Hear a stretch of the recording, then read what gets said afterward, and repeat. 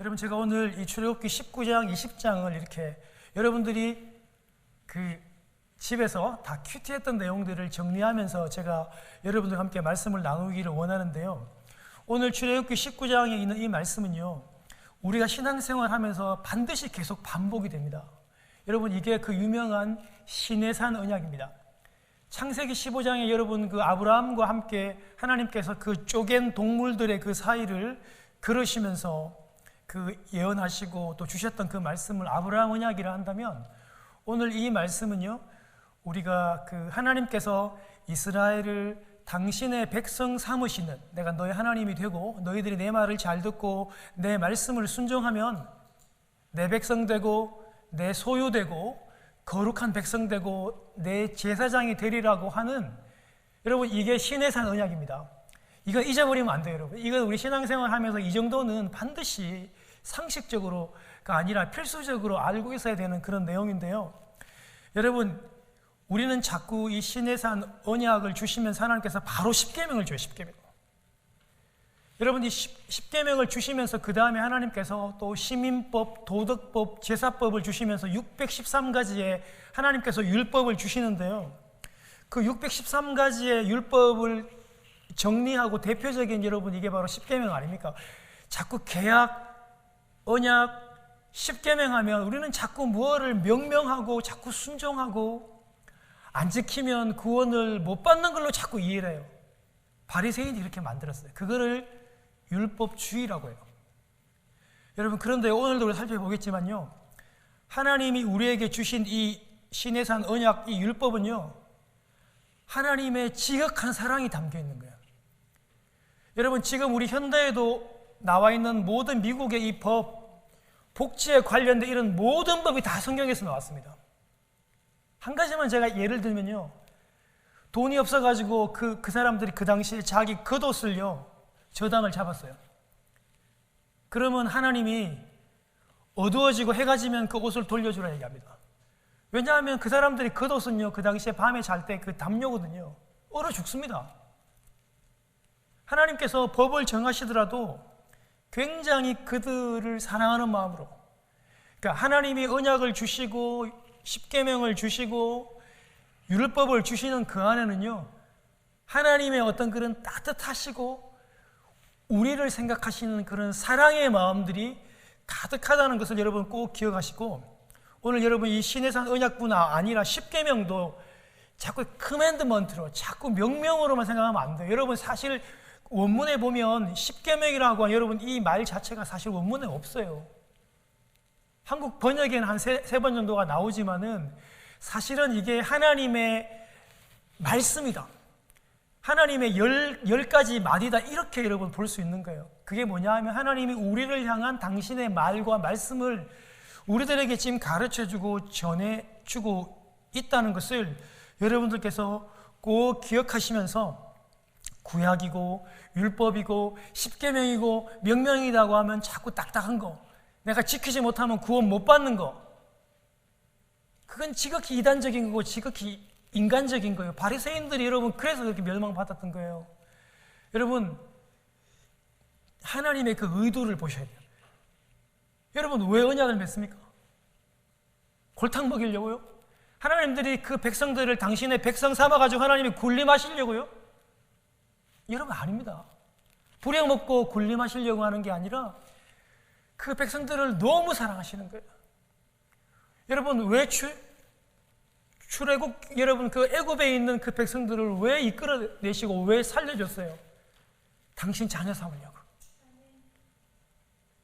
그게 하나님의 마음인 거예요. 율법 줘가지고 그를 묶어놓고 감시하고 억누르고 못 지키면 때리고 그렇게 하려고 하는 게 아니라, 어떻게든지 그들을 성결하게 거룩하게 만들어서 당신과 함께 교제하고 함께 살기를 원하는 거예요. 여러분, 자식들이 멀리 공부하러 가잖아요. 멀리 직장에 떠나 있다가 함께 오면 얼마나 좋아요. 함께 밥 먹는 그런 시간이 너무 귀하고 함께 예배하는 시간들이 너무 좋잖아요. 왜요? 가족이고 아버지와 자녀들의 관계가 회복되기 때문에 그런 거예요. 하나님과 우리와의 관계가, 언약이 바로 그렇다는 것을 여러분 꼭 기억하시기를 바라요. 여러분, 사랑하는 사람으로부터 우리가 다 지금 연애를 다 하시고 또 다 결혼을 했지 않습니까? 우리 다 대부분 다 우리 중매 결혼하시지 않고 다 연애 결혼을 하셨더라고요.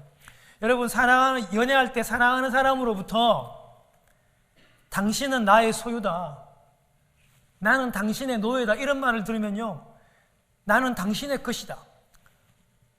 요즘 젊은이들은 너 내 거 할래? 이런 표현도 막 써요. 그리고 막 내 보배다.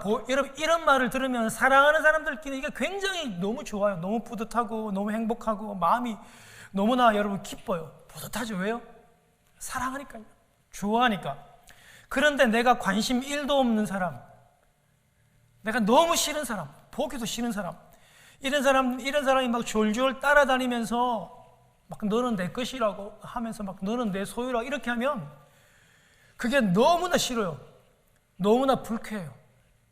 불쾌하다 못해서 요즘에는 불안해요. 그래서 여러분, 때로는 그 사람들을 요즘에는 스토커라고 하고 신고해버립니다. 여러분, 오늘날 이 스토커는요, 엄청난 큰 범죄예요. 옛날에는 남자가 여자를 열심히 따라다니면 용기 있다 그랬어요. 10번 찍어서 안 넘어가는 나무 없다 이렇게 하면서 막 열심히 따라다니는 남자들을 막 굉장히 용기 있다고 칭찬해주고 막 그랬는데, 지금은 여러분 큰일 납니다. 여러분 지금 스토킹으로 여러분이 고발당하면 영원히 감옥에서 못 나올 수도 있어요. 아주 큰 범죄에 해당하죠. 여러분, 하나님께서 당시에 여러분 노예는 사람도 아니에요. 그냥 물건도 아니에요. 애굽에서 400년 동안 벽돌을 기계처럼 찍어내는 그 노예들, 사람도 아닙니다. 여러분, 그냥 짐승이에요. 그런 이스라엘 가망 없고 희망 없고 멸시당하는 그들을요, 이집트로부터 구원해 내시고 살려내셔가지고요, 지금 이 시내산으로 이끌어 가시면서 하나님께서 어떻게 합니까? 너희가 내 말과 이 말씀과 언약을 잘 지키면요, 나의 소유가 되겠대요. 제사장 나라가 되겠대요. 거룩한 백성이 되겠대요. 여러분, 이 5절과 6절에 이렇게 말씀이 기록되어 있습니다. 그런데 여러분, 한글 번역이요, 내 말과 내 언약을 지키면 내 소유가 된다고 하는 이 말이 좀 약합니다. 여러분, 이 소유라고 하는 여러분 히브리어 원문은 여러분 세굴라라고 하는 말인데, 어떤 뜻이냐면 그냥 내게 속한 어떤 물건 정도가 아니라 왕이 가장 소중하게 생각하는 보배입니다. 그래가지고 아주 깊은, 왜 소중하니까 깊은 곳에 숨겨놓고 다른 사람들은 다 못 보게 해요. 자기만 그것을 보고 기뻐하고 즐거워하는 왕의 보배, 그런 존재가 바로 하나님께서 얘기하는 나의 소유입니다.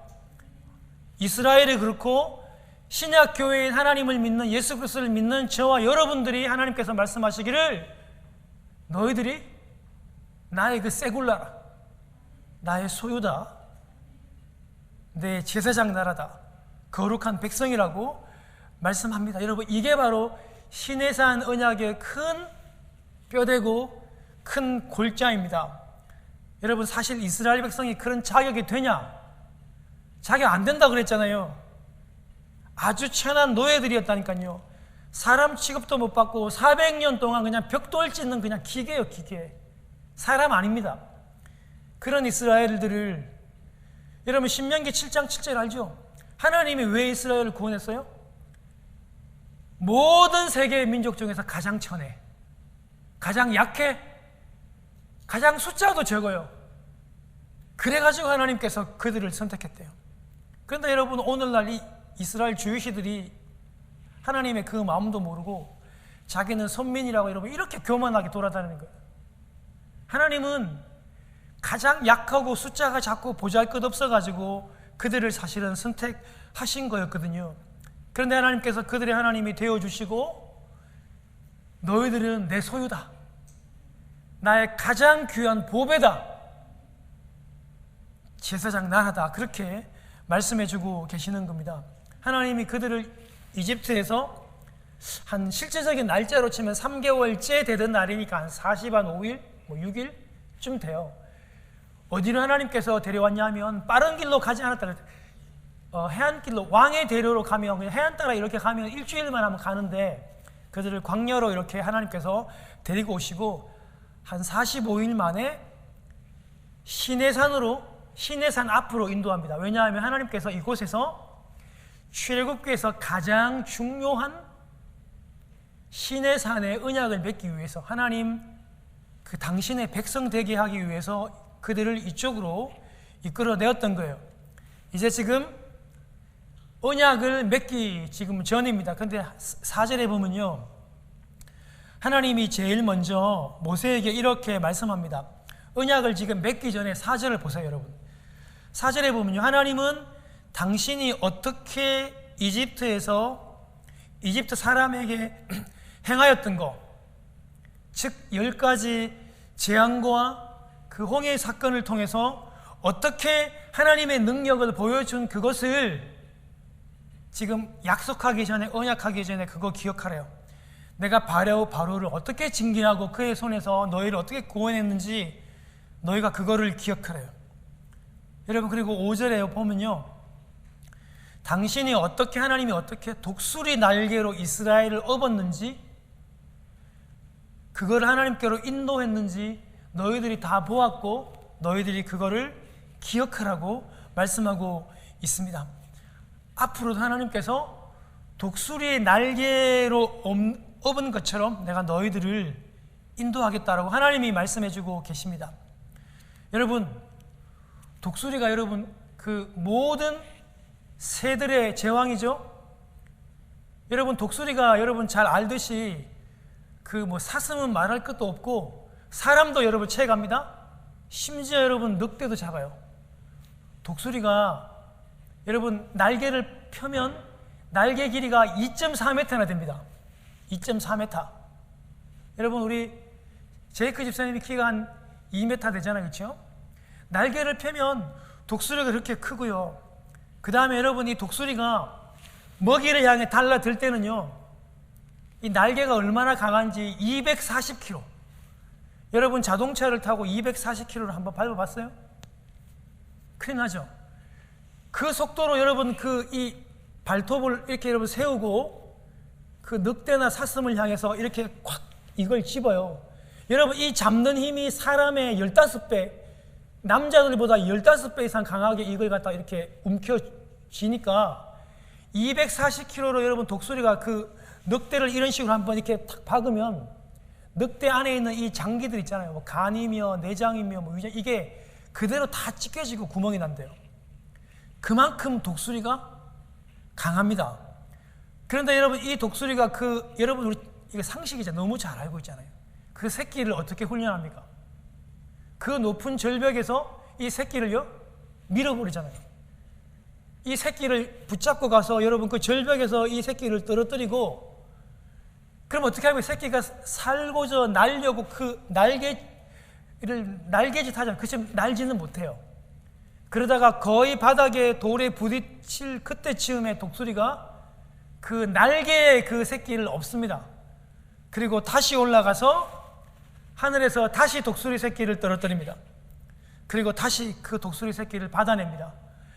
이런 훈련들을 거듭해서 반복시키는 것을 통해서 독수리 새끼의 날개에 근육이 붙고 힘이 생기고, 이 독수리 새끼가 어떻습니까? 굉장히 용감해지고 담대해지면서 이 훈련을 받아서 이 독수리 새끼가 그 어미 독수리처럼 그렇게 강력하게 240km나 날아서 그렇게 늑대를 사냥할 수 있을 정도로 강인한 새가 되는 겁니다. 하나님께서 내가 너희들을 그렇게 훈련했고 그렇게 인도했고 앞으로도 그렇게 인도할 거래요. 지금 이 시내산 언약을 하기 전에 하나님이 이 말씀을 먼저 하시는 거예요. 내가 너희를 그냥 파리나 모기 잡아먹는 그런 참새로 훈련하는 게 아니라 내가 너희를 고통스럽지만 죽을 것 같지만 뭐로 인도한다고요? 내가 너희를 독수리 새끼와 같이 그렇게 내가 인도할 거야. 내 그 날개로 그렇게 너희들을 업고 훈련할 것이라고 우리 하나님께서 그렇게 말씀을 해주고 있어요. 여러분, 그리고 여러분, 이 시내산 언약의 특징은요, 하나님이 일방적으로 하는 여러분 약속이 아니라 쌍방간의 여러분 약속이에요. 그래가지고 오늘 여러분 이 80 먹은 여러분 이 노인 모세가요, 계속 하나님한테 갔다가 하나님의 말씀을 듣고 또 사람들한테 와서 그 약속을 듣고 그들이 행하겠다고 하면 그 말씀을 듣고 또 하나님한테 가서 또 아뢰고, 하나님이 또 말씀하시면 그 말씀을 들어가지고 또 백성이 얘기하고. 여러분 80 먹은 이 노인 모세가 여러분 그 높은 2200m가 넘는 그 돌산 시내산을 3번이나 왕복 왔다 갔다 해요. 그만큼 여러분 이건 이제 앞으로는 쌍방 약속입니다. 그리고 이제부터는요, 이스라엘이 이 언약을 맺고 나면 하나님의 자녀가 되고 난 다음부터는 이스라엘이 말씀을 지키지 않고 불평하고 원망하면 이제 반드시 벌을 받습니다. 요 언약을 지키기 전까지는 하나님께서 그냥 눈 감아주시고 이해해 줬어요. 봐줬어요. 그런데 이제 본격적으로 하나님의 자녀가 되면 하나님 자녀에 걸맞는 행동을 해야 돼요. 그들이 하나님의 자녀에 맞지 않는, 그리고 불평하고 원망하면 이제부터 반드시 그들이 징계를 당하게 될 수밖에 없게 되죠. 여러분이 5절과 6절이 그 시내산 언약의 그 뼈대며 근간을 이루는데요, 너희가 내 말을 듣고 내가 세워준 이 언약을 지키면 모든 민족 가운데서 너희들이 내 소유가 되고 너희들은 제사장 나라가 되고 거룩한 백성이 될 것이라고 얘기하는 그 골자가 된다는 것입니다. 사랑하는 여러분, 아까 제가 너희들이 내 소유가 된다, 너희들은 내 보배다, 세굴라라고 왕이 그렇게도 좋아하고 기뻐하는 여러분 그런 보배입니다. 오늘 우리 김혜성 기사님 요새 기도 참 많이 하시는 것 같아요. 오늘 찬양을 제가 부르는데 제 설교와 얼마나 비슷한 곡들이 많이 나오는지, 하나님이 여러분들을 향해서 노래를 부르시며 즐거워하신다잖아요. 즐거이 부르며 기뻐하신대요. 여러분 이 가사가 얼마나 여러분 은혜로운지. 여러분 그냥 영어는 그냥 I will 이라고만 그냥 끝내잖아요. 근데 한글은요, 하나님이 그 기쁨을 이기지 못하신대요. 즐거이 기쁨을 이기지 못해가지고 즐거이 우리를 보면서 그렇게 기뻐하신대요. 즐거이 부르며 기뻐하시리라. 그렇게 하나님이 여러분들을 향해서 그렇게 내 소유라고 그렇게 기뻐하시는 거예요. 그리고 또 한 가지는 뭐냐면 너희들이 나의 이 제사장 나라가 된대요. 여러분 이 제사장은요 어떤 역할을 하냐면 하나님과 사람 사이를 연결하는 이 그 중보의 역할, 그리고 중간 통로의 역할을 하게 됩니다. 즉 하나님의 그 은혜와 그 복을 연결하는 그런 통로의 역할들을 하게 되는 거죠. 그런데 여러분 이 유대인들이 이 개념을 잊어버리고 그냥 자기는 하나님의 그냥 백성이다, 그게 다인 거예요. 그래서 이방인들을 무시하고 지금도 여러분 저렇게 독단적으로 자기들끼리 생활하죠. 독선과 위선들을 하죠. 그들이 하나님의 이 언약 말씀을 잘못 이해했던 거예요. 그들은 오히려 이방에게 더 적극적으로 다가가서 하나님의 그 사랑과 하나님의 그 은혜들을 나누어주는 그런 역할들을 해야 돼요. 신약 교회 이 제사장의 나라가 누굽니까? 그 존재가 누굽니까? 바로 저와 여러분들이 바로 그와 같은 사람들이죠. 여러분 베드로전서 2장 9절에 예수 믿는 저희들을 향하여 우리 주님이 베드로 사도께서 뭐라고 얘기하십니까? 너희는 택하신 족속이요 그냥 제사장이 아니라 왕같은 제사장이래요. 주님과 함께 다스릴 그런 왕같은 제사장이요, 똑같아요. 거룩한 나라요, 그의 소유된 백성이니. 여러분 이 신해산 언약과 똑같은 말씀하잖아요. 그러면서요 뭐라고 했냐면 너희를 어두운 데서 불러낸, 우리를 그 사단의 여러분 그 권세 아래 사단의 종 아래 매여있던 저와 여러분들을 이끌어낸 그 하나님의 그 덕을 선포하고 선전하는데 너희들을 사용하기 위해서 너희를 불렀다고 얘기합니다. 그래서 여러분 제사장 된 우리가 어두운 가운데서 불러내어서 하나님의 자녀 삼아주신 그 하나님의 그 덕과 그 은혜를 선포하고 전도해야 돼요. 사업장에 나가서 여러분 우리 직원들에게, 우리 동료들에게, 직장의 동료들에게, 우리 자녀들에게 그렇게 선포할 수 있는 왕같은 제사장이 저와 여러분임을 주님의 이름으로 축원합니다.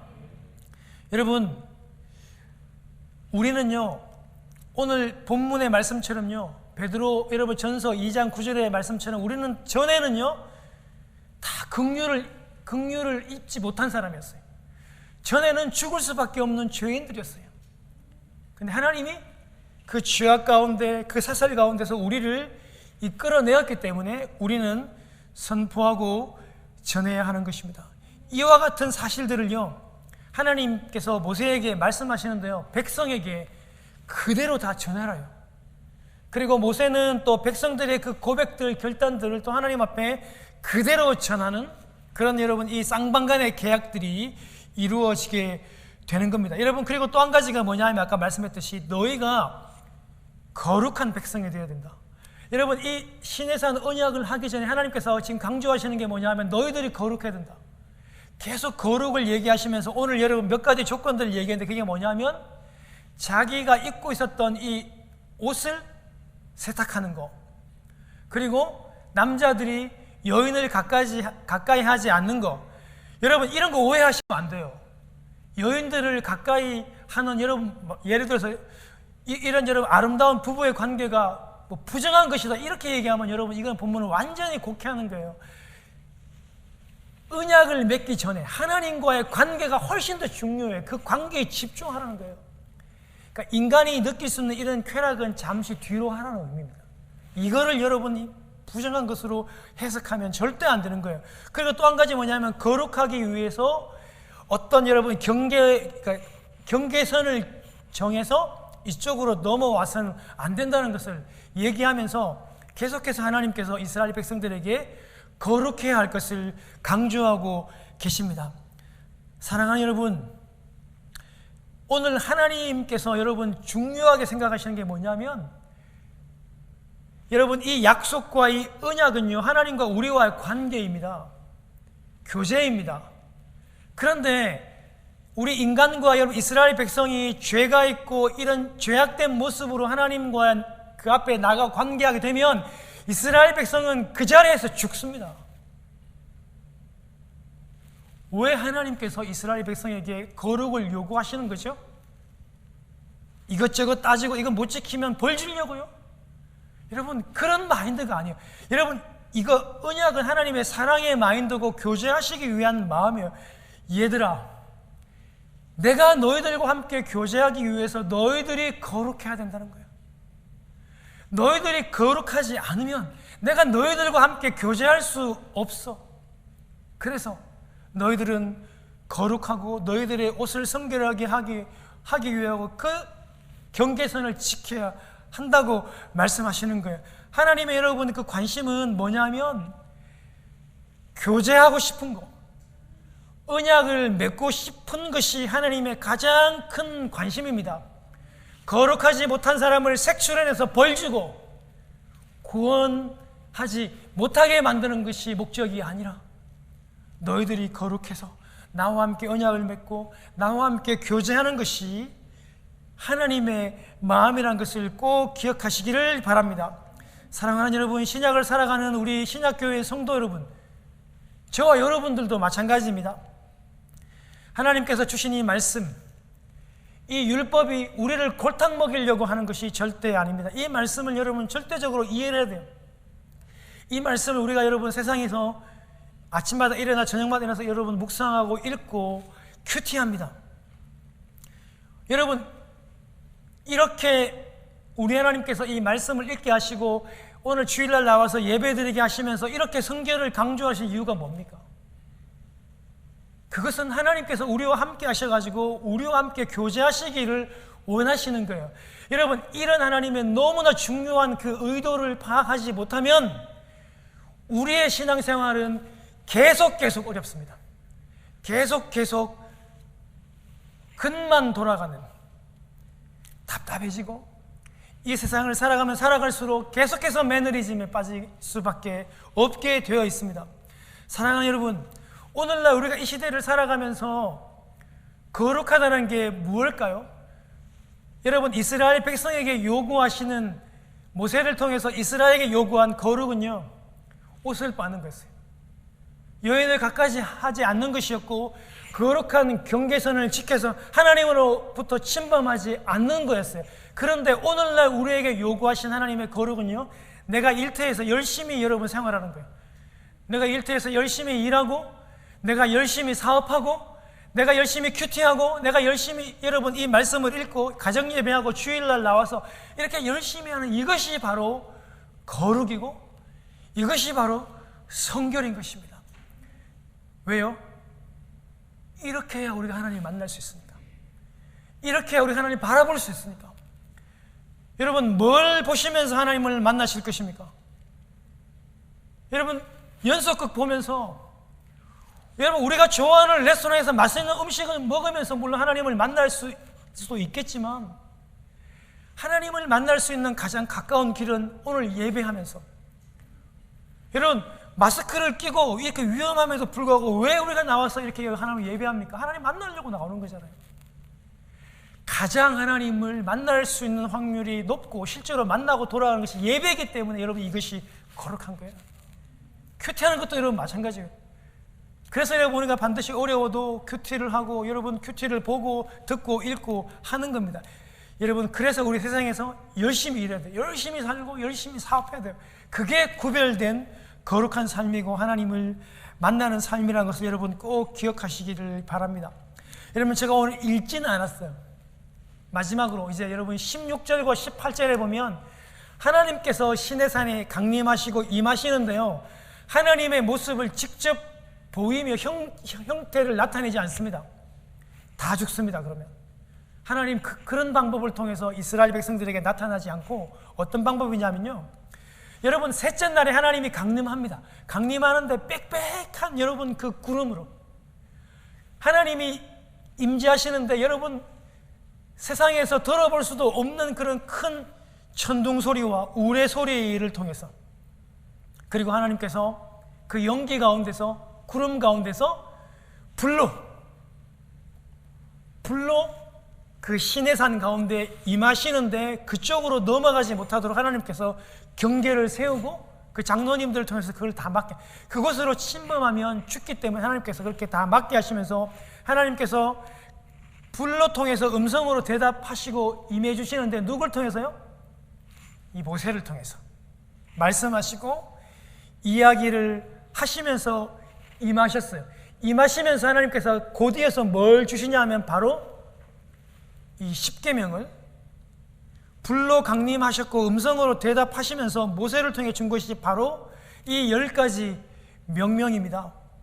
여러분, 이 십계명을요, 여러분 원문 가운데 본문 가운데 여러분 특별히 우리 20장에 여러분 그 십계명의 그 내용들이 잘 나와 있잖아요. 여러분 오늘 집에 가셔가지고 큐티도 하셨잖아요, 그렇죠? 여러분 계속해서 나오는 게 뭐냐면 이 모든 하나님이 이 모든 말씀으로 말씀한다. 여러분 뭐 명령한다, 이거 지켜라, 여러분 이 커맨드라는 말을 쓰는 게 아니에요. 하나님이 계속 십계명을 주시는데 말씀한다 이런 표현들을 주시면서 계속 여러분 명령이 아니라 당신이 하시고자 하는 그 마음, 그 말씀, 그 말을 이야기하는 겁니다. 여러분, 하나님께서 임하셨어요. 그리고 언약을 맺으시고 그 언약에 대한 골자들을 5절과 6절에게 다 줬어요. 내 말과 내 언약을 잘 지키면 내 소유가 되고 제사장 나라가 되고 거룩한 백성이 될 거다. 그렇게 말씀하시면서 그 말씀과 그 언약을 이 십계명의 그 말씀을 통해서 주시면서 십계명 다음에는 여러분 무슨 법이 나와요? 613가지의 여러분 도덕법, 시민법, 제사에 관련된 법이 계속해서 이렇게 나와 있는데요. 여러분 이 율법 전체의 정신이 아까 제가 뭐라 그랬어요? 하나님의 사랑이에요. 무엇을 통해서? 스마트폰을 통해서 여러분 하나님과 교제하고 만나는 게 아니라 그 당시에 하나님은요 이 율법을 지키고 예배하고 그 말씀을 듣는 그것을 통해서 하나님과 교제하는 거예요. 이 제사법을 줬잖아요.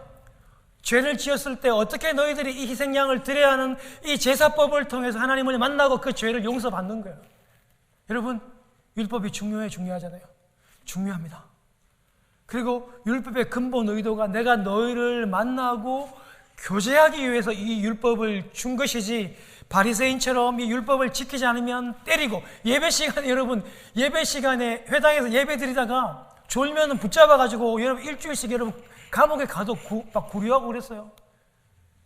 그게 아니라니까요. 하나님이 이런 예배법을 준 거는 우리와 교제하기 위해서 지극히 그 하나님의 사랑과 그 마음이 담겨 있다는 걸요. 여러분, 그 정신과 그 의도를 기억해야 돼요. 10계명 가운데 가장 중요한 게 여러분 1계명입니다.